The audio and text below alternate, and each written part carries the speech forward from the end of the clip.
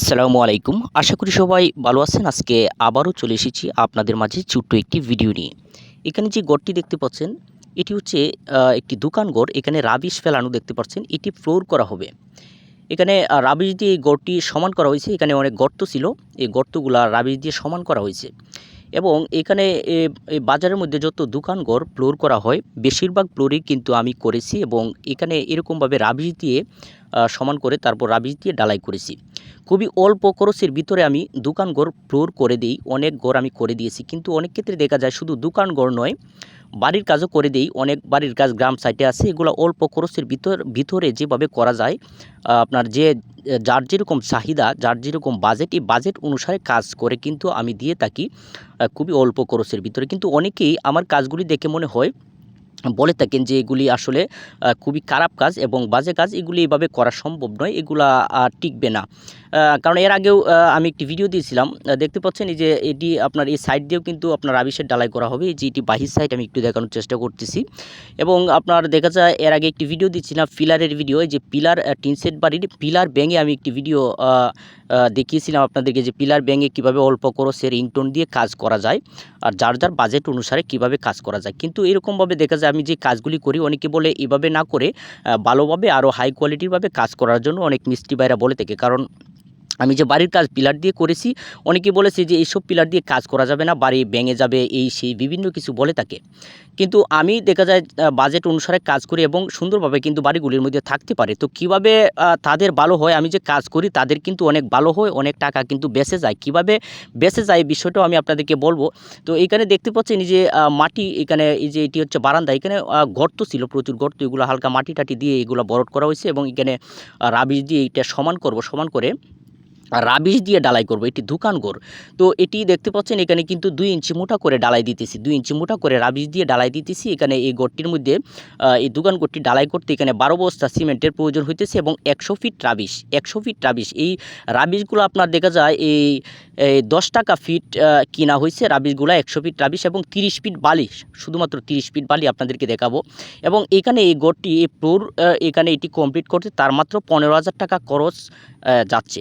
তো এই ঘরটি করার আগে অন্যান্য যে মিস্ত্রি আছে তাদের সঙ্গে আগে পরামর্শ করছে, যে এই কাজটি করাইতেছে সে অন্য মিস্ত্রির সাথে আগে পরামর্শ করছে। এই ঘরটি ফ্লোর করতে খরচ হয় তার ৩০,০০০ টাকা। তো ৩০,০০০ টাকা এই ঘরটি ফ্লোর করলে খরচ হয়। এই খরচ শুনে সে মাথায় হাত দিয়ে ফেলেছে যে আসলে এত টাকা তার খরচ করা সম্ভব নয়। কারণ সে ঘরটা ভাড়া নিয়েছে, সে ঘরটা ভাড়া দিবে। সে চাচ্ছে খুবই কম খরচের ভিতরে, অর্থাৎ ৫-৬ বছর যাতে যায়, এরকমভাবে আপনার হালকাভাবে, যাতে মোটামুটি আপনার ৮-১০ বছর গেলেই কিন্তু তার হবে। দেখতে পাচ্ছেন রাবিশ দিয়ে ঢালাই করা হচ্ছে। এরকমভাবে যে ঢালাইটা যাতে করা হয়, তিনি কিন্তু এরকম চাচ্ছে। কিন্তু অনেক মিস্ত্রি যাদের সঙ্গে আলাপ করেছে তারা বলেছে যে না, এত হালকা ঢালাই দেওয়া যাবে না, মিনিমাম ৩ থেকে ৪ ইঞ্চি মোটা করে ঢালাই দিতে হবে রাবিশ দিয়ে দিলেও। আর এটাও তাকে ভয় দেখিয়েছে। দেখতে পাচ্ছেন আপনার এখানে এই যে বালি, এখানে হালকা শুধু বালি আমি মিক্স করেছি। ১০০ ফিট রাবিশের সঙ্গে আমি ৩০ ফিট বালি মিক্স করতেছি। ৩০ ফিট, মাত্র ৩০ ফিট বালি ১০০ ফিট রাবিশের সঙ্গে। দেখতে পাচ্ছেন বাড়িটা চিকন বালি, এটি ৬০ টাকা ফিট কেনা হয়েছে। এখানে গড়টি যেহেতু সে ভাড়া নিয়েছে, যার কারণে সে এত টাকা খরচ করতে চাচ্ছে না। এবং সে অন্যান্য মিস্ত্রির সাথে আলাপ করার পর দেখা যায় তাদের সঙ্গে কথার সঙ্গে মিল পড়ে নাই। কারণ তারা বলেছে রাবিশ দিয়ে ঢালাই করলে ৪ ইঞ্চি মোটা করে ঢালাই দিতে হবে, না হলে ঢালাই ফেটে যাবে, এই সেই বিভিন্ন কিছু বুঝিয়েছে। কারণ তারা এই কাজ কখনো করে নাই এবং তাদের কাছে মনে হয় এই কাজগুলো করলে পরের দিনই ভেঙে যাবে। কারণ তারা সঠিক নিয়মে কাজ করতে পারে না, কিভাবে করতে হবে বিষয়টা জানেও না অনেক মিস্ত্রি। যার কারণে পরবর্তীতে আমার খবর পেয়েছে যে আমি এইসব কাজগুলি করি। অনেক কাজই করেছি, দোকানঘরের কাজ খুবই কম খরচে। দেখতে পাচ্ছেন এখানে বাজারে যতগুলি বাজার আছে, এখানে বেশিরভাগ বাজারের গড়েই কিন্তু আমি ফ্লোর করেছি। এবং দেখা যায় তারা প্রায় ৮-১০ বছর ধরে কিন্তু এখানে দোকানদারি করতেছে এবং ফ্লোরগুলি কিন্তু আছে। কারণ ভাড়াটিয়া দোকানে যখন তখন আপনার ছেড়ে দিতে হয়, যার কারণে খুবই কম খরচের ভিতরে করতে হয়। তখন আমার কাছে গিয়েছে এবং আমি তার কাছে বলেছি যে আমি এটা করতে পারবো খুবই কম খরচের ভিতরে। সে বলছে আসলে কত টাকা খরচ হবে ভাই? খরচ বেশি হবে না। আমি এরকমভাবে বলেছি খরচ বেশি হবে না, আপনি যেভাবে চাচ্ছেন সেভাবেই করতে পারবো। আপনার ১০০ ফিট রাবিশের প্রয়োজন হবে, ৩০ ফিট বালির প্রয়োজন হবে, এরকমভাবে একটি হিসাব দিয়েছি। এবং দেখা যায় সর্বমোট তার ১৫,০০০ টাকা খরচ হয় আমার মজুরি সহ। এবং আমাকে বলেছে আপনার মজুরি কত? আমি বলেছি আমার মজুরি মাত্র ৬,০০০ টাকা দিলেই হবে। এটি একটি ঘাট, দেখতে পাচ্ছেন ঘাট, একটি নদীর পাড়ে একটি বাজার, এখানে একটি ঘাট, একটি লঞ্চ ঘাট। তো এখানে এই কাজটা হচ্ছে। তো আমি বলেছি যে আমাকে ৬,০০০ টাকা দিতে হবে এই কাজটা করার জন্য। তো সে ৬,০০০ টাকা দিতে আমাকে রাজি হয়েছে, একদম খুশি মনে রাজি হয়েছে যে আপনাকে ৬,০০০ টাকাই দিব, আপনি আমার কাজটা করে দিন। তো অন্য মিস্ত্রিরা এটা দেখা যায় আরও কমে করে 4,000 টাকা হলে কাজটা তারা করে দেয় অন্য মিস্ত্রি যারা আছে, কিন্তু 4,000 টাকা দিয়ে সে কাজটা করাইলো না। কারণ করাইলো না, তার হিসাব যে মালামালের হিসাবটা তারা বেশি দিছে, খরচটা বেশি হয়ে যায়। কারণ এখানে সিমেন্টের প্রয়োজন, যারা অন্যান্য মিস্ত্রি হিসাব দিয়েছে তাদের ক্ষেত্রে সিমেন্টের প্রয়োজন প্রায় 20-25টা সিমেন্টের প্রয়োজন হয়, কিন্তু আমার ক্ষেত্রে এখানে দেখা যায় 12 বস্তা সিমেন্ট দিয়ে কাজটা করেছি 100 ফিট রাবিশ। তাদের ক্ষেত্রে আরও ডাবল লাগে, 4 ইঞ্চি ডালাই দিলে কিন্তু ডাবল লাগে। এই ক্ষেত্রে দেখা যায় তার খরচ হয় 30,000 টাকা। আর এখানে দেখা যায় আমাকে 6,000 টাকা মজুরি দিয়েছে, মজুরি 6,000 টাকা দেওয়ার পরেও তার এখানে খরচ হয়েছে মাত্র 15,000 টাকা। তো এই হিসাবে সে দেখা যায় আমাকে দিয়ে সে কাজটা করাতে চাচ্ছে এবং আমি করতে চাইছিলাম না, আমাকে জোর জবরদস্তি করে এনেছে। 6,000 টাকা তার চেয়ে বেশি দিবে এইটাও বলেছে যে ভাই যত টাকা লাগে আমার কাজটা আপনাকেই করতে হবে, 30,000 টাকা এত টাকা সে খরচ করবে না।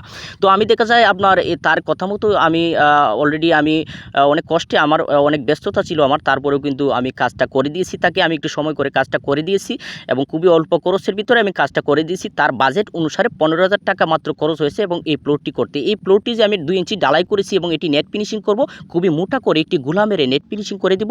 এটি দেখা যায় আপনার 10 থেকে 15 বছরে কিছু হবে না, 100% গ্যারেন্টি, এবং এটি 10-15 বছর যাওয়ারও দরকার নেই। কিন্তু দেখা যায় এর চেয়ে কম সময় গেলেও তার কোনো প্রয়োজন নেই। সে বলেছে এর চেয়ে কম সময় গেলেও প্রয়োজন নেই, কিন্তু অন্যান্য মিস্ত্রিরা এটা বুঝে না, সে উল্টো তাকে বুঝায় যে কেন এত হালকা দিবে, আরও হেভি করে দাও, এই সেই বিভিন্ন কিছু সে চাচ্ছে কম খরচের ভিতরে, কিন্তু মিস্ত্রিরা বলে এইভাবে না ওইভাবে করো, এই করো সেই করো, হ্যাঁ মানে এরকম আর কি। আসলে এই যে আমি একটি ভিডিও আগে দিয়েছিলাম যে পিলার ভেঙে যে আমি একটি ভিডিও তৈরি করেছিলাম, আপনার একটু ভিডিওটি লক্ষ্য করবেন, আমি চ্যানেলে আমার আছে যে পিলার ভেঙে অল্প খরচের ভিতরে কীভাবে একটি টিন সেট বাড়ি তৈরি করা যায়, এরকম একটি ভিডিও দিয়েছিলাম। কিন্তু এই ভিডিওগুলো দেখে অনেকেই প্রশ্ন করেছে এবং কমেন্ট করেছে যে আসলে আমি নাকি মিস্ত্রি নামের কলঙ্ক, এবং অর্থাৎ এরকম বুঝিয়েছে যে এই সব পিলার এই যে ভেঙে যে কাজ করতেছি, এই পিলারগুলি আসলে দুর্বল হয়ে এইভাবে কাজ করা যায় না, এরকম আমাকে বুঝিয়েছে কমেন্টের মাধ্যমে। কিন্তু আমি যেই বাড়িটি তৈরি করে দিয়েছিলাম টিন সেট বাড়িটি, আপনার স্ক্রিনে দেখতে পাচ্ছেন এরকম। তো এটি দেখা যায় তার বাজেট অনুসারে যখন আমি তৈরি করে দিয়েছি খুবই অল্প খরচের ভিতরে, এবং সে সুন্দরভাবে থাকতেছে। এই ঘরগুলো কিন্তু আপনার দেখা যায় লাইফ গ্যারেন্টি 60-70 বছরেও কিন্তু কিছু হবে না, কারণ এগুলা আপনার উপরে ভালো মানের টিন ব্যবহার করা হয়েছে এবং আপনার এই মাটিতে পিলার তৈরি করে এগুলি করা হয়েছে। কিন্তু অনেকেরই এইগুলি দেখে অমত পোষণ করেছে, কারণ বলেছে যে আসলে এভাবে না করে যদি নিচ থেকে বেজ দিয়ে ভালোভাবে পিলার দিয়ে যদি কাজগুলি করা হইতো, আরও খরচ করে 4টে করে রড দিয়ে, তাহলে আরও ভালো হইতো, এগুলো বাজে কাজ হয়েছে এরকম বলেছে। কিন্তু আসলে দেখা যায় আমি যে কাজটা করেছি এটি তার বাজেট অনুসারে খুবই কম খরচের ভিতরে করেছি এবং সে সুন্দরভাবে থাকতেছে। কিন্তু দেখা যায় যদি খরচের বাহিরে গিয়ে কাজ করতাম, বেশি খরচে করতাম, তখন সে কুলাইতে পারতো না এবং অনেক মিস্ত্রির সাথে কথা বলে তার মিল পড়ে নাই, পরবর্তীতে আমি কাজটা করে দিয়েছি এবং সে অনেক খুশি।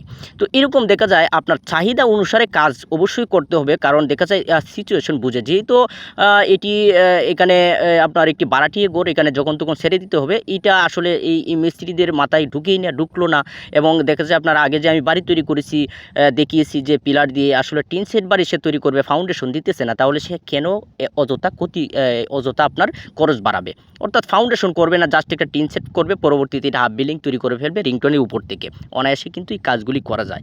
কিন্তু দেখা যায় অনেক মিস্ত্রিরা কিন্তু এই কাজগুলি করতে পারে না, তাদের কাছে মনে হয় এই কাজগুলি খুবই খারাপ, এগুলি করা যাবে না। আসলে করা যাবে 100%, আমি নিজেই কিন্তু করে থাকি এবং তাদের একটা উপকার হয়। আপনাদের কাছে হয়তো ফালতু মনে হইতে পারে, ভাই আমি ফালতু কোনো ভিডিও আমি তৈরি করি না, আপনাদেরকে লিগেল বিষয়গুলো আপনাদের কাছে আমি তুলে ধরার চেষ্টা করি। আপনার বাজেট অনুসারে আপনার কাজ করতে হবে, না হলে কিন্তু আপনার প্রবলেম সমস্যা দেখা দিবে। কিভাবে দেখা দিতে পারে আমার বাস্তব প্রমাণ কিন্তু ভিডিওতে আছে, আপনারা আমার এই ভিডিওটি দেখলে আপনারা বুঝতে পারবেন। আমি সহজে দেখিয়েছি এবং অনেকেই যারা কাজ করেছে, যাদের বাজেট নেই, মিস্ত্রির কথা শুনে দেখা যায় আপনার মিস্ত্রির কথা মতো কাজ করেছে, তারা কাজের সম্বন্ধে অভিজ্ঞতা নেই, কিন্তু পরবর্তীতে তাদের বাড়ি ছাড়তে হয়েছে। তো আসলে দেখা যায় আপনার এটি হচ্ছে সঠিক নিয়ম, যার যার বাজেট অনুসারে তার যতটুকু ক্ষমতা রয়েছে এই ক্ষমতার উপর নির্ভর করে তার বিষয়টা বুঝতে হবে, সে আসলে কী চাচ্ছে, এরকমভাবে কাজ করাটাই কিন্তু সবচেয়ে ভালো। আর দেখা যায় তার টাকা পয়সা সব কিছু আছে এবং সে কাজের বিষয়ে তার অভিজ্ঞতা নেই, তাকে একটি ভালো পরামর্শ কিন্তু দেওয়া যেতেই পারে, আমি এই পরামর্শটাও কিন্তু দেই।